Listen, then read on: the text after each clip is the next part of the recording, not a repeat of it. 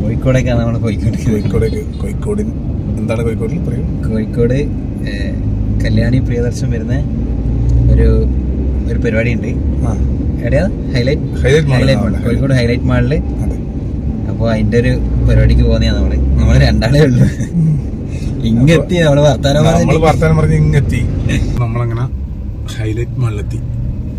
Full ബ്ലോക്കാണ് അപ്പുറത്തെ കൊണ്ട്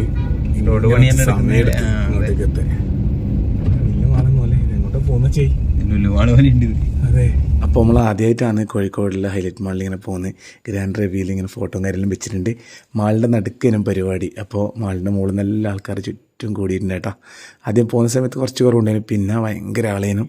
ഒരുപാട് ആൾക്കാർ കല്യാണി പ്രദേശത്തിനെ കാണാനായിട്ട് ഭാഗമായിട്ട് അവിടെ ഈ ഗ്രാൻഡ് റിവ്യൂവിൻ്റെ ഭാഗമായിട്ട് വന്നിട്ടുണ്ടായിരുന്നു, വെസ്റ്റ് ഐസ്ക്രീമിൻ്റെ.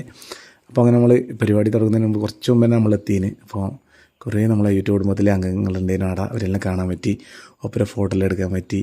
അപ്പോൾ പരിപാടിക്ക് വേണ്ടിയിട്ട് ഇങ്ങനെ എല്ലാവരും വെയിറ്റ് ചെയ്യുന്നു. അപ്പോൾ തന്നെ യൂട്യൂബിൽ ക്രിയേറ്റേഴ്സ് ആയിട്ടുള്ള കുറേ പേരുണ്ടായിരുന്നു. ജിജിൻ, നല്ല മനീഷ്, സെൻസി, പിന്നെ ഒരുപാട് പേരുണ്ടായിരുന്നു. കുറേ ആൾ വന്നുകൊണ്ടുണ്ടായി. പിന്നെ ഫുള്ളായിട്ട് ആൾ മാറി. മിരി വന്നിട്ടുണ്ടായിരുന്നു.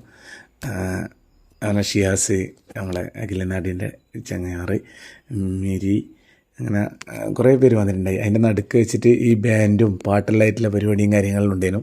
അപ്പോൾ പരിപാടി ഏകദേശം കല്യാണ പ്രദേശം വരുന്നതിന് കുറച്ച് മുമ്പായിട്ട് ഫുള്ളാളായി ഇടട്ടാ. ഫുള്ളാളായിട്ട് അങ്ങോട്ട് പോകാൻ പറ്റാത്ത അവസ്ഥയായി. നമ്മളൊരു സൈഡിലോട്ടാണ് മാറിയുന്നത്.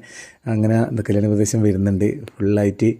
ഇവരെ കൂടിയുള്ള എന്താ പറയുക, അപ്പോൾ ബൗൺസേഴ്സ് ഇവർ ചുറ്റിലും ഇവരിലായിട്ട് എൻ്റെ അടുത്ത് പോകുമ്പോൾ തന്നെ എടുത്ത് ചാടുന്നുണ്ട് കേട്ടോ.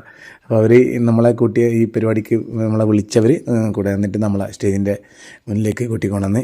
അതിന് മുകളിൽ ചെറിയ സ്ഥലം ഉണ്ടായിട്ടുള്ളൂ. അതിൻ്റെ മുകളിൽ അവർ നിന്നിട്ട് ഇങ്ങനെ കാര്യങ്ങളെല്ലാം ഐസ്ക്രീമിൻ്റെ ലോഞ്ചിങ്ങും പുതിയ ഫ്ലേവറിൻ്റെ ലോഞ്ചിങ്ങും കാര്യങ്ങളെല്ലാം പറയുന്നുണ്ടായിട്ട് കുറച്ച് തമാശയും കാര്യങ്ങളിലായിട്ട് ആങ്കർ സംസാരിക്കുന്നുണ്ടായി. ആങ്കർ നമ്മളെ വീട്ടിൽ വെറൈറ്റി മീഡിയൻ്റെ ഭാഗമായിട്ട് നമ്മളെ അടുത്ത് ഇൻ്റർവ്യൂവിന് വന്നിട്ടുണ്ടായി. ആങ്കർ അവർ വന്ന് മിണ്ടലും ചെയ്ത്.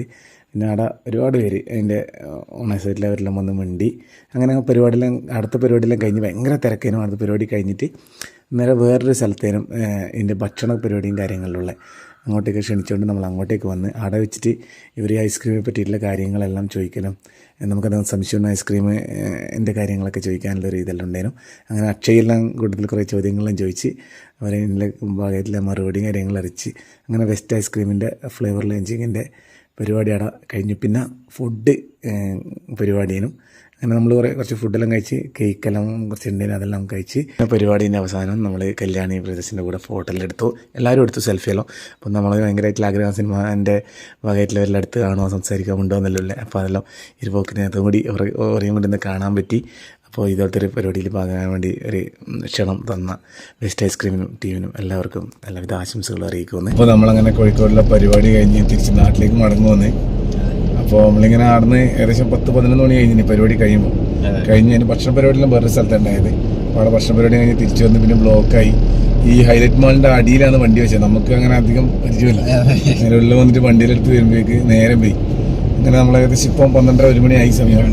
ഇങ്ങനെ പോക്കാൻ നമ്മൾ ഇങ്ങനെ പോകാം. പക്ഷേ ഇങ്ങനെ ഒരു പാട്ടെല്ലാം പാടിക്കൊണ്ട് ഇങ്ങനെ പോക്കാം. അപ്പോൾ ഞാൻ വെച്ചാൽ എല്ലാവരും കൂടി കേൾക്കാൻ വെച്ചിട്ട് ഞാൻ എന്നോടൊന്ന് പാടാൻ വേണ്ടി പറയലാന്ന് വെച്ചേ ഒന്ന് പാട്ട് പാടിക്കൊണ്ട് നമുക്ക് പോവാം.